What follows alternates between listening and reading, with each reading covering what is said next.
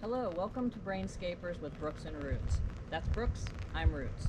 Today we're going to talk about a few different things in this garden and how this garden came about, because I think that's an interesting thing. Gardens to me always develop. They always change. Seasonally they change, yearly they change. Some things do great, some things don't. Sometimes you come into a project and you have something to start with, or you have a blank slate.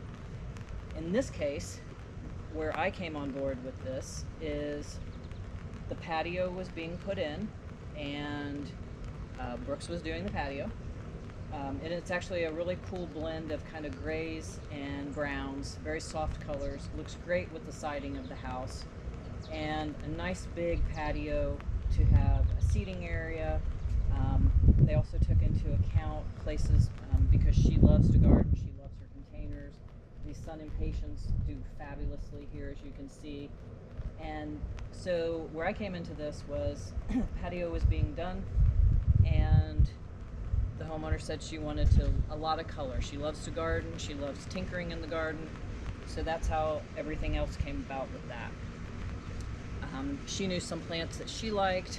I knew plants that were going to do well and also give a variety of color at different times of the season. So the first part was patio was in, and what I realized, and I'm definitely realizing it on this hot July day as we're roasting, she needed some shade. So what we did with this is the patio was large enough. We put the largest vinyl pergola structure in that we could put to fit the patio. Nice thing about the vinyl pergolas is they're maintenance free. You just don't have to do a lot to them. Down the road, she may need to power wash it to clean it, but otherwise it is what it is. It provides a nice amount of shade. You can sit out here and enjoy yourself and enjoy the garden. Great eating space. So those were the first two elements. Then the next part was the design for the beds. So the beds, we wanted to maximize the small yard, which actually looks like a huge yard with all of the plantings, but maximize it by surrounding the edges of the fence with beds, gardens, and then also make gardens all the way around the pergola and patio, all the way over to our screen, so that we kind of have a lot of different areas with a lot of different combinations of plants. With this, all of these plants that are back here, this is a south-facing patio, so everything in this garden needs to be for full sun, or things that can handle a little bit of shade depending on the crabapple in the backyard that's providing a little bit of shade for the hydrangeas. Otherwise, everything is, it's pretty hot and sunny here most of the time. So with that, what I wanted to do from a design point of view is do things with like soft, airy texture, like the moonbeam coreopsis.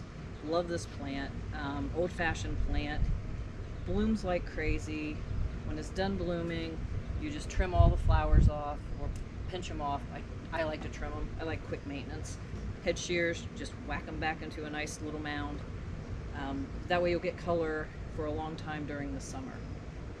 So this is a great accent plant. We also have some tall garden phlox, and we have different varieties of veronicas. And then where we get a little bit of shade on that far side, gets morning sun, but then pergola actually provides a little bit of shade for that garden. So we have some coral bells, and we have some hydrangeas that like a little bit more shade or protection from the afternoon sun. And the other nice thing about this, having the containers up here, is she's able to change out that color scheme from year to year. So it doesn't always have to be this pink. She may go to a bright purple or combination plant or mixture, something like what's on the dining table, the coleus. Coleus is a great plant because it, as an annual, has multiple colors of foliage with it, and it actually loves this filtered shade from the pergola. The other thing that we did with this, and you'll probably see this in several of our videos, is the edging stone that goes between the mulch and the grass. The edging stone gives us a nice clean border to be able to, one for the lawnmower, to be able to go right up along that edge, and two, visually it really defines the space. I think it makes the garden pop. I really like that detail. tend to like the tumbled edging with the smooth, rounded over corners. I just like that little bit more worn look to it. And it just, all of the ribbons of the edging stone just tie this whole garden together. And then another nice little detail down here is anytime you have a long bed that borders a fence, you've got to have a way for any of the water that's up here to move through. And so we do these little dry creek bed areas to give a place so the water, we kind of pick the lowest spot on the for the bed, and then we create a dry creek bed where we dig down 12 inches, 15 inches or so, create a channel to the lowest part of the yard, and then put a weed barrier or fabric to keep the dirt from coming up. And then we'll put like a creek cobble, native creek stone, whatever we can get locally, and fill that in. And what that does is it gives a place for the water to be able to get to that spot, filter down quickly, and then disperse, so we don't create a dam with these border beds.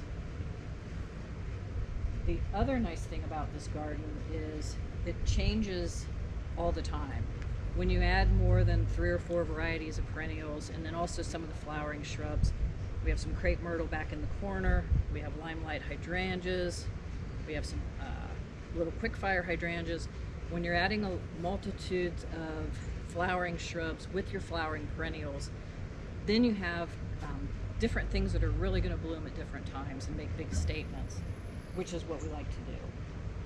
Over here we have some different varieties of coneflower and also a Rosian geranium. Kind of gives us our little, this is our little 4th of July garden. All of this is in bloom during the red, white, and blue for the holiday. And the combination of colors with the crocosmia just really makes it pop. It makes it stand out really well. So again, this is just a really nice little backyard oasis, full sun oasis. All started with a patio idea, and then it evolved from there to the pergola, to the edging stone, to the beds, and all of the perennials. So please let us know what you think. I'm Roots, that's Brooks, we're with Brainscapers, and we're here to help you figure out how to make your garden, your backyard, a dream oasis, just like this one. This is wonderful. Thank you very much. Please like, subscribe, and share, and give us your comments. Tell us what you like, ask us questions. Be happy to help you any way we can with any of this. Thank you very much. Have a great day.